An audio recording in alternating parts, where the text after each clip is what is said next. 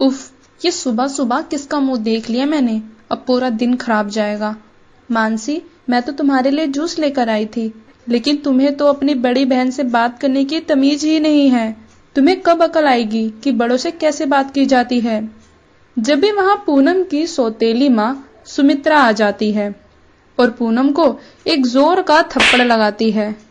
अरे आखिर तेरी हिम्मत हुई कैसे मेरी बेटी से ऐसे बात करने की। वो तो मैंने तुझ पे तरस खा लिया और इस घर में रख लिया, वरना तू तो बाहर भीख मांग रही होती।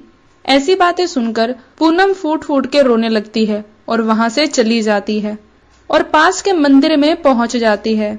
भगवान, आपने मुझसे मेरे माँ बाप क्यों छीन लिए, और छीन लिए तो मुझे ऐसी सौतेली माँ दे दी जो मुझे जरा भी प्यार नहीं करती है।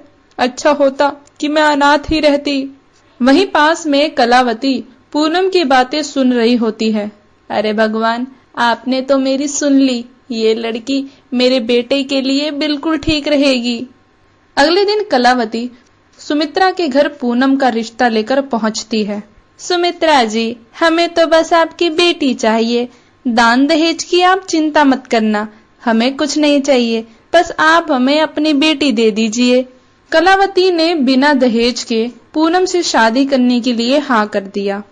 पूनम मयंक की शादी के दिन कलावती ने बहुत से गहने पहने थे।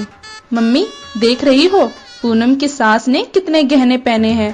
पूनम की तो लॉटरी लग गई। अरे कोई बात नहीं बेटी, मैं भी तेरे लिए ऐसा ही रिश्ता ढूंढूंगी, देखियो तू। मानसी और सुमित्रा तो शुरू से ही पूनम को पसंद नहीं करती थी और अब तो पूनम की शादी एक बड़े घर में हो गई थी। पूनम शादी कर अपने ससुराल पहुंच जाती है। शुरू शुरू में तो सब अच्छा चलता है, सास बहू में बहुत बनती थी। पूनम ने सभी का दिल जीत लिया। ऐसे ही 1 साल निकल जाते हैं, लेकिन पूनम अभी तक गर्भवती नहीं होती। अरे मेरे बेटे की तो जिंदगी खराब कर दी इस लड़की ने। 1 साल हो गए लेकिन अभी तक मुझे दादी नहीं बना पाई। इससे तो अच्छा होता कि मैं अपने बेटे की दूसरी शादी करा देती। ऐसी बातें सुनकर पूनम रोने लगती है। हे भगवान, मैंने कौन सी गलती की थी जो आपने मुझे माँ बनने की खुशी नहीं दी। मेरी वजह से मेरे पति पिता नहीं बन पाए। अपने दिल पे पत्थर रखकर पूनम अपनी सास से बोलती है, माँ जी, आपने सही सोचा है, आप मयंक जी की दूसरी शादी करवा दीजिए। पूनम इस बात से बहुत दुखी होती है, लेकिन वह मजबूर थी। कलावती अगले ही दिन सुमित्रा के घर मानसी का रिश्ता लेकर पहुंच जाती है और दोनों की शादी हो जाती है। शादी कर मानसी अपनी ही बहन की सौतन बन पहुंच जाती है। अब तो अपना सामान यहाँ से उठा और दूसरे कमरे में शिफ्ट हो जा, क्योंकि मैं नहीं चाहती कि मेरे और मेरे पति के बीच में कोई आए। जिसके बाद पूनम दूसरे कमरे में शिफ्ट हो जाती है। अगले दिन मयंक जब ऑफिस से आता है तो पूनम उसके लिए खाना लेकर आती है। जब भी मानसी उसके हाथ से थाली नीचे गिर देती है। अब से मेरे पति को तुझे खाना देने की जरूरत नहीं है, मैं अपने पति का सब देख लूंगी। अब उन पर बस मेरा हक है, तेरा नहीं। मानसी, तू मयंक की पत्नी नहीं, मेरी सौतन बनकर आई है इस घर में। ऐसा सुनकर मयंक पूनम को एक जोरदार थप्पड़ लगा देता है। तुम्हारी हिम्मत कैसे हुई ऐसे बात करने की पूनम? सही तो बोल रही है मानसी, तुम मुझे 1 साल में बाप तक नहीं बना पाई और अब मुझ पे हक जता रही हो। पूनम बहुत दुखी हो जाती है और ऐसे ही कई महीने निकल जाते हैं। मम्मी जी, आप दादी बनने वाली हैं।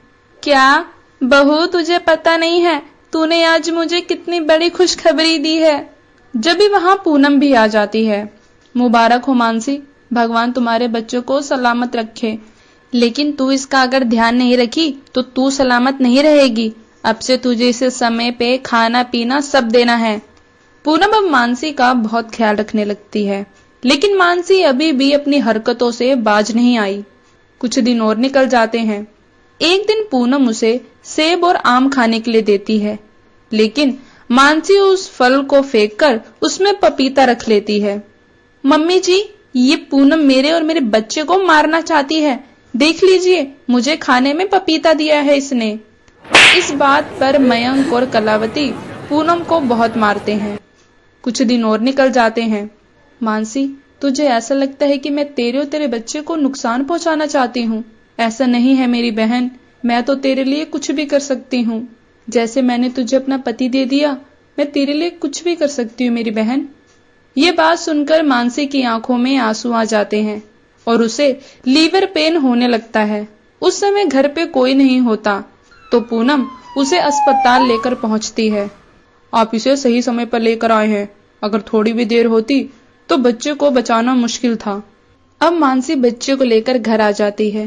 पूनम दीदी, मैंने आज तक आपको बहुत गलत समझा है, लेकिन मुझे नहीं पता था कि आप मुझसे इतना प्यार करती हैं। ये बच्चा मेरा अकेले का नहीं, आपका भी है। इस बच्चे पे आपका उतना ही हक है जितना मेरा। इसके बाद दोनों बहनें गले लग जाती हैं और दोनों साथ में बहुत खुशी से रहने लगती हैं। राधिका देवी बहुत ही सीधी सादी और समझदार इंसान थी। उसका एक बेटा था, विनोद। विनोद जब शादी के लायक हो जाता है तो राधिका प्रिया को अपनी बहू बनाकर घर ले आती है। प्रिया इतनी सीधी सादी और सुलझी सास को पाकर बहुत खुश थी। उसके तो पैर जमीन पर ही नहीं थे, लेकिन उसे कहाँ पता था कि सास की तरह जली कटी सुनाने के लिए यहाँ पे ससुर जिम्मेवारी ले रखी है। शादी के कुछ दिन बीत जाते हैं। अरे बहू, मैं कुछ दिन से देख रहा हूँ, तुम झाड़ू पोछा करती तो हो, लेकिन तुम्हारे हाथों में साफ सफाई ही नहीं है बिल्कुल। अब तुम गांव से हो और गांव में तो गोबर से लीपना पड़ता है, लेकिन ये शहर है, यहाँ पर मिट्टी से नहीं जमीन को लीपा जाता, तो तुम थोड़ा साफ सफाई ध्यान से किया करो। जी माफ कर दीजिए बाबूजी, मैं दोबारा लगा देती हूँ और आगे से ख्याल रखूंगी। हाँ, और खाने में भी कुछ ठीक ठाक नहीं बनाती हो। अरे खाने में कोई स्वाद ही नहीं आता है। तुम्हारी माँ ने तुम्हें कुछ सिखाया नहीं है क्या? बिल्कुल भी स्वादिष्ट खाना नहीं लगता। इतने में राधिका वहाँ आ जाती है। हाँ, इसे कहाँ आता है कुछ। अब इस बेचारी को कहाँ पता था कि ससुर के रूप में उसे सास मिलने वाली है, जो पूरी जिंदगी खरी खोटी सुनाएंगे। मैं एक काम करती हूँ, पड़ोसी के घर में बहू को भेज देती हूँ, वहाँ जाके कुछ दिन झाड़ू पोछा लगाएगी, वहाँ के काम करेगी, तो क्या पता इसको काम आ जाए और इसी बहाने खाना बनाना भी सीख जाएगी। राधिका की बात सुनकर ससुर जी गुस्सा हो जाते हैं और वहाँ से मुंह फुला के चले जाते हैं। अरे बेटी, तू अपने दिल छोटा ना कर, तेरे ससुर की तो आदत है कुछ ना कुछ बोलने की। अब आजकल के बच्चों को पढ़ाई लिखाई से कहाँ इतना फुर्सत मिलता है कि वो घर के काम सीख पाए। तुझसे नहीं होता तो तू रहने दे, मैं कर लूंगी। ऐसा नहीं था कि प्रिया को काम करना नहीं आता था, लेकिन उसके ससुर को तो जैसे आदत सी हो गई थी हर चीज में कमी निकालने की। कुछ दिन फिर ऐसे ही बीत जाते हैं। प्रिया किचन में खाना बना रही होती है, इतने में उसका ससुर वहां आ जाते हैं। अरे बहू, कोई लाज शर्म है कि नहीं? यहाँ तुम्हारे सास ससुर भी रहते हैं और तुम बिना पल्लू करे खाना बना रही हो। बाबूजी, मुझे लगा किचन में मैं ही अकेली हूँ, इसलिए मैंने पल्लू हटा दिया। रामलाल की कड़कती आवाज सुनकर राधिका वहां पहुंच जाती है। अरे क्या हुआ बहू, ये कैसी आवाज है? माँ जी, वो मैंने पल्लू नहीं लगाया तो बाबूजी नाराज हो गए। अरे तो इसमें नाराज होने वाली क्या बात है? यहाँ आसमान से आग बरस रही है, लोग कूलर एसी के आगे से हट नहीं रहे हैं और आप हैं कि बहू को पल्लू करवाने में लगे हैं। अरे उसे भी तो गर्मी लगती होगी, और आपको किसने बोला है कि बहू के आगे पीछे होते रहिए? अरे जाके अपना काम करिए, आप दूर रहेंगे तो बहू को पल्लू करने की क्या जरूरत पड़ेगी? हाँ, चढ़ाओ बहू को सर पर, जब तुम्हारी नहीं सुनेगी तो रोते रोते मेरे पास ही आना। अरे वो बहू है हमारी, कोई जंगली जानवर नहीं जिसे काबू में रखा जाए। एक बार फिर बहू की साइड लेता देख रामलाल वहां से गुस्सा होकर चले जाता है। अगले दिन, माँ जी, मैंने खाना बना दिया है, हम लोग मूवी देखने जा रहे हैं, आप खाना निकाल कर खा लेना। हाँ बहू, जाओ तुम, यहाँ मैं देख लूंगी। हाँ, चढ़ा लो बहू को, वैसे तो ये घर का कोई काम करती नहीं है और मूवी देखने जा रही है। अरे हमें तो ऐसी बहू मिल गई कि मुझे तो लगता है पूरी जिंदगी तुम्हें ही अब घर संभालना पड़ेगा। अरे आप चुप करिए, इस उम्र में ये मूवी नहीं देखेंगे तो क्या हम जाएंगे मूवी देखने? आप क्यों हर टाइम चिड़चिड़ करते रहते हो? अरे मैं क्यों करूँगा चिड़चिड़, मैं तो बस बोल रहा था कि मिश्रा जी की बेटी हमें कुछ जमी नहीं, कोई काम काज तो इसे आता ही नहीं है। अरे बस करिए आप, ये तो प्रिया की हिम्मत है कि आपकी इतनी सुनने के बाद भी इस घर में टिकी हुई है। मैं तो रहती तो कब का छोड़ के भाग जाती। अरे तो जाओ ना, रोका किसने है तुम्हें? और तुम ऐसा करती भी क्या हो? 2 रोटी ही तो बना कर देती हो। मैं खुद भी बना सकता हूँ और अपना काम खुद कर सकता हूँ। कोई ये ना सोचे कि मैं अपने बेटा बहू की गुलामी करूंगा। आपसे तो बहस करना ही बेकार है।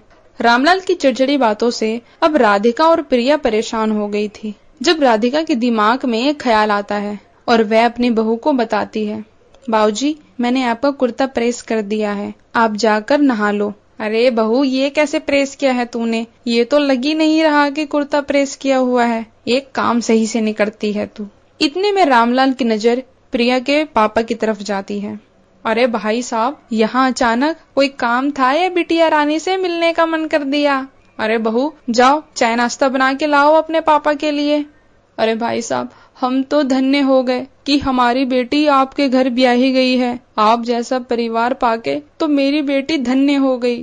प्रिया के पिता के मुंह से ऐसी बातें सुनकर रामलाल हैरान हो गया कि मैंने तो आज तक कभी भी प्रिया से ढंग से बात ही नहीं करी। हमेशा उसके काम में कमी निकालता रहा और उसके बाद भी प्रिया के पिता इतनी तारीफ कैसे कर रहे हैं? क्या सोच रहे हैं? देख लो, आप हमेशा बहू को उल्टा सीधा बोलते रहते हैं और एक बहू है जो अपने घर में आपकी इज्जत बनाए बैठी है।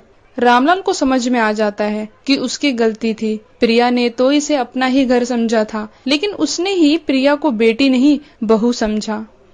हेलो दोस्तों, ऐसे ही मजेदार वीडियो के लिए मेरे चैनल को सब्सक्राइब करें और वीडियो अच्छी लगे तो वीडियो को लाइक करें।